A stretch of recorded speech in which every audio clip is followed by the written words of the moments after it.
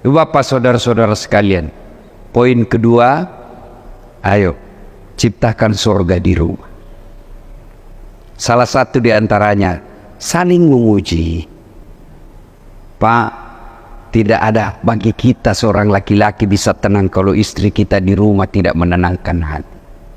Bapak punya istri yang soleha, itulah nikmat, itulah yang disebut fid dunya hasanah. Menurut ahli tafsir yang menafsirkan doa fid dunya hasanah, yang disebut surganya dunia, keselamatan di dunia adalah punya istri yang soleha. Mana bisa kita tenang Pak kalau istri kita tidak baik di rumah? Kita mau bekerja, kita khawatir gimana kalau anak kesetrum, gimana kalau anak kita tidak terus dengan baik. Itulah fungsinya istri. Nah, Siti Hawa tergoda dan akhirnya dia datang ke suaminya, "Bang, betul kau sayang saya?"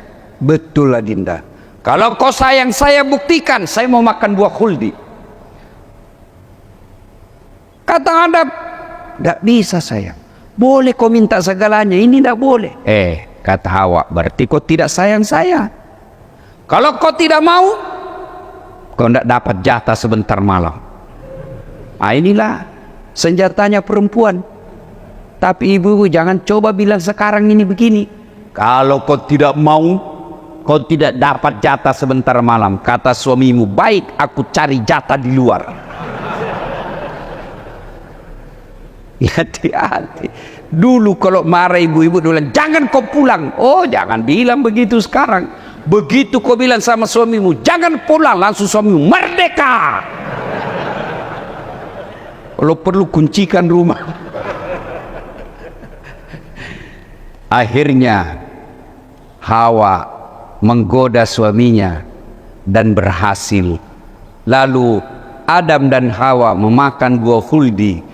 Kedengaran suara dari aras Allah, Adam, keterlaluan kau, segalanya kuhalalkan, satu kenapa justru ini yang kau langgar? Adam, Hawa, keluar kau dari surga."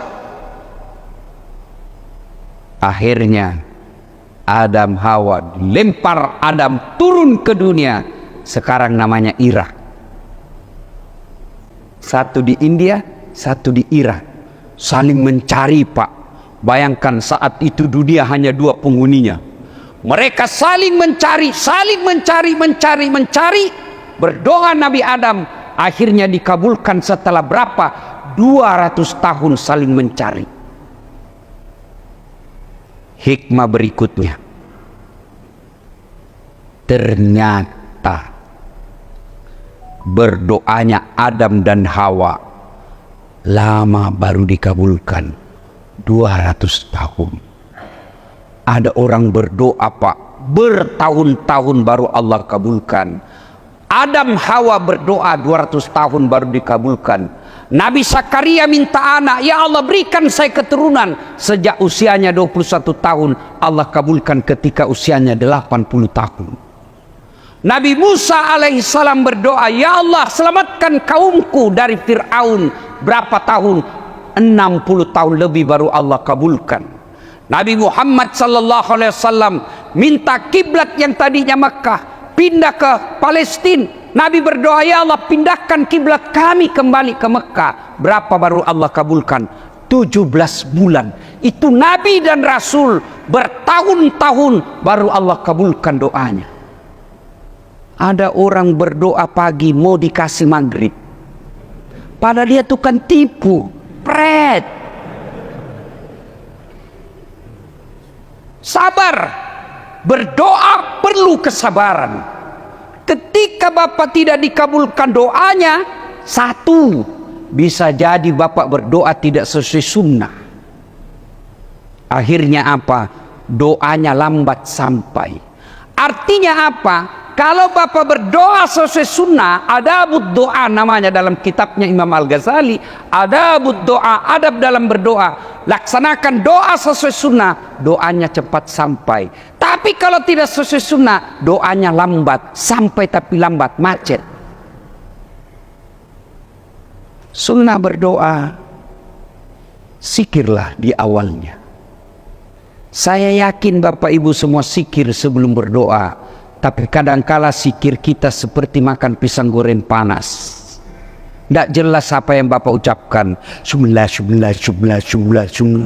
Itu coba lihat kalau di depan kan. Sama-sama subhanallah dibaca, sama-sama 33, sama-sama mulai. Saya baru 11, dia sudah sampai Pak. Kan dia bilang saya sumlah. Kayak makan pisang goreng panas Pak.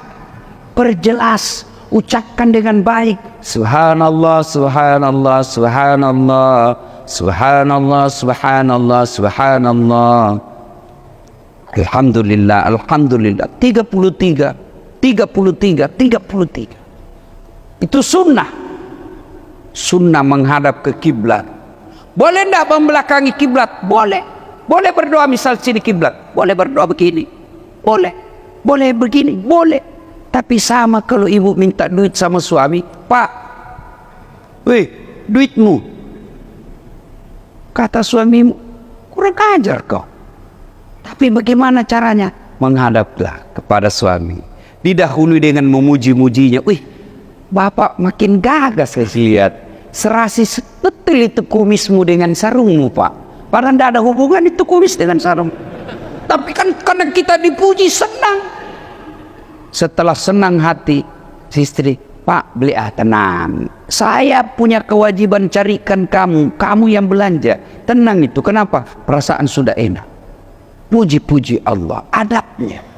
Kemudian apalagi menghadap ke kiblat, membesikir, mengangkat kedua belah tangan, kanan kiri rapat berada di depan wajah. Ustaz, boleh berdoa begini? Boleh. Boleh begini. Ada yang begini Ustaz. Boleh. Ada juga yang boleh. Tapi yang sunnah kanan kiri rapat di depan. Ustaz, kenapa ada orang berdoa begini? Amin. Terlalu banyak dia minta itu Pak. Cuma kalau Bapak begini hati-hati juga, terutama Pak. Kalau begitu bau di sini Pak sampai mati tidak dilupa itu tetangga kita. Begitu kita dilihat ceramahmu, Pak Ustadz bau keteknya. Berikutnya lagi sunnah berdoa adalah bersalawat di awal dan akhir doa. Kemudian sunnahnya lagi mendoakan dulu siapa yang berjasa dalam hidup kita. Minimal doa orang tua. Allahumma gfirli wali walidayya warhamhuma kama rabbayani shaghira. Sudah itu minta dengan berulang-ulang, bukan banyak. Tapi yang sunnah 1-2 doa tapi diulang-ulang. Sudah itu tutup lagi dengan salawat. Lalu biasanya tradisi kita, subhana rabbika rabbil izzati amma yasifun wa salamun walhamdulillahi rabbil alamin.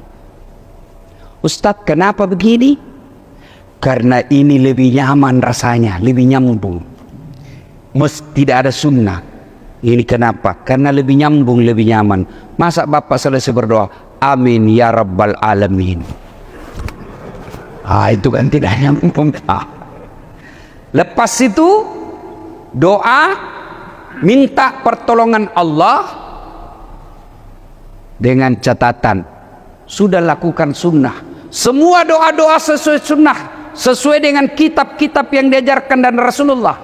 Kenapa doaku tidak dikabulkan? Bukan tidak dikabulkan, tapi Allah kasih yang lebih baik dari apa yang Bapak minta. Sering saya contohkan, tamat SMA saya daftar akabri karena pendek tidak lulus. Tapi alhamdulillah karena tidak lulus saya bisa ceramai setingkat Kapolri sekalipun. Gagal jadi akabri, saya daftar lagi apa Pak? Saya daftar Fakultas Kedokteran. 3 kali saya ikut. Waktu itu namanya UMPTN. 3 kali saya ikut bimbingan tes. Saya sholat tahajud 40 malam berturut-turut. Saya nasar puasa. Ibu bapak saya doakan. 3 kali ikut. Tidak lulus-lulus. malah lulus di sospol. Maka saya jadi dosen sospol sekarang. Tidak jadi dokter. Temanku jadi dokter. Saya tahu kenapa saya tidak lulus. Saya pulang kuliah di Unhas, terjadi tabrakan di Jalan Perintis Kemerdekaan Makassar. Bertabrakan, berceceran darah di jalan. Saya turun tolong dia. Dia yang tabrakan, saya yang pingsan. Oh, ternyata saya tidak bisa lihat darah sampai sekarang, Pak. Meskipun di WhatsApp saya lihat orang ditikam, pening saya punya kepala, Pak. Perlu beberapa saat baru bisa saya punya baik perasaan saya. Allah tahu Das'at, bagaimana kau mau jadi dokter, kau tidak bisa lihat darah.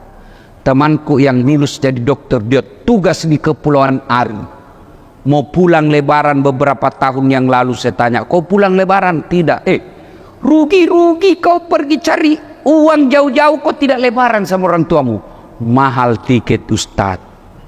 Dalam hati saya, alhamdulillah, untung saya tidak jadi dokter.